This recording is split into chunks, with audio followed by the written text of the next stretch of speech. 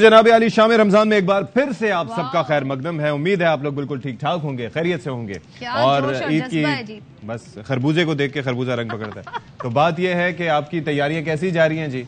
उम्मीद है कि आप लोग ईद की तैयारियां कर रहे होंगे। अच्छा, ये टाइम जो है सदफ अब्दुल जब्बार, ये बड़ा मुनासिब इसलिए होता है कि आप घर से निकले, जाके ईद की तैयारियां वगैरह करें और उसके बाद बाहर ही इफ्तार करें और उसके बाद वापस नहीं। इस टाइम रश भी निस्बतन कम होता है। हाँ, लेकिन अब तो दिन इतने करीब ईद से हो गए हैं कि जी रश बढ़ता जा रहा है। रश से मुझे ख्याल आया, कराची ऐसा शहर है जहाँ जाओ बंदा ही बंदा नजर आता है। जहाँ जिस सड़क पे जाओ ट्रैफिक ही आपको मिलता है। आबादी ज्यादा है हमारी। मैं ये बता रही हूँ, बहुत आबादी हो गई है हमारे मुल्क शहर की, कराची शहर की। और ऑलरेडी जो है ना, लेकिन जो सेंसस आया है उसमें बताया जा रहा है 1,40,00,000। तो कैसे हुआ? तो जब आबादी कंसेंसस से बढ़ रही है तो फिर सेंसस प्रॉपर कराने में क्या मसला है? ऐसा क्यों हो रहा है?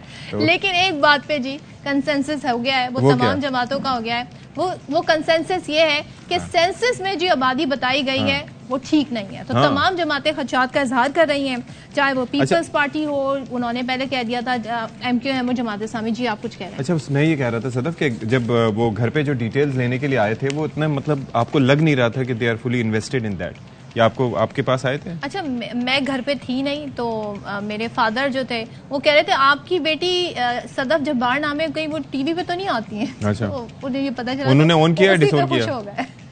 क्यों नहीं ऑन करेंगे, अल्हम्दुलिल्लाह, व्हाई नॉट।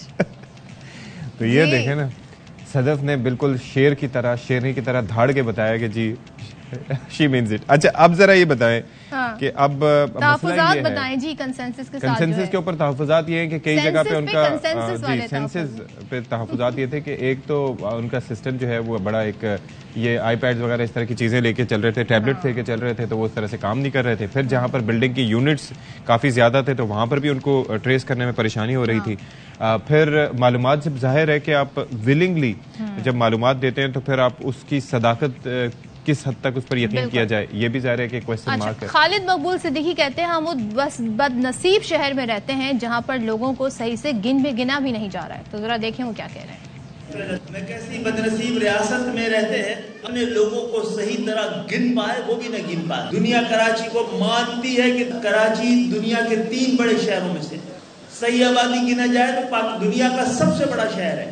आप इसको पाकिस्तान का दूसरे नंबर का शहर साबित करने की साजिश कर रहे हैं। हम अपनी इस तंजीमी ताकत के जरिए खुद को गिनवाएं भी और खुद को मनवाएं भी। तकरीबन 45,000 ऐसी कसीरुल मंजिला इमारतें हैं जिनको गिना ही नहीं गया। हमने इस हद तक तो मनवा लिया है कि हुकूमत कह रही है यहाँ ये 45,000 नहीं है 32,000 है। बस अंदाजा कीजिए कि मसाइल कितने।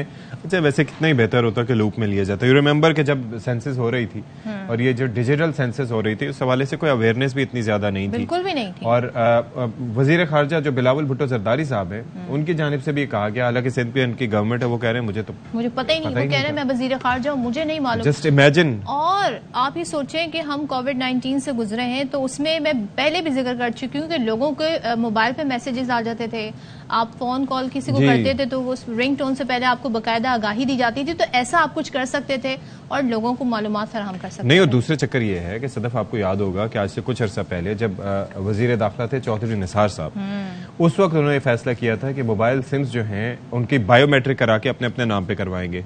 वो काम हुआ था? नहीं हुआ था? बिल्कुल हुआ था। ठीक है, वो तो भाई बड़ी जिम्मेवारी के साथ प्रेस कॉन्फ्रेंस करते थे चौधरी निसार साहब। आगे बढ़ते हैं जी, कोई गलत बात नहीं करनी।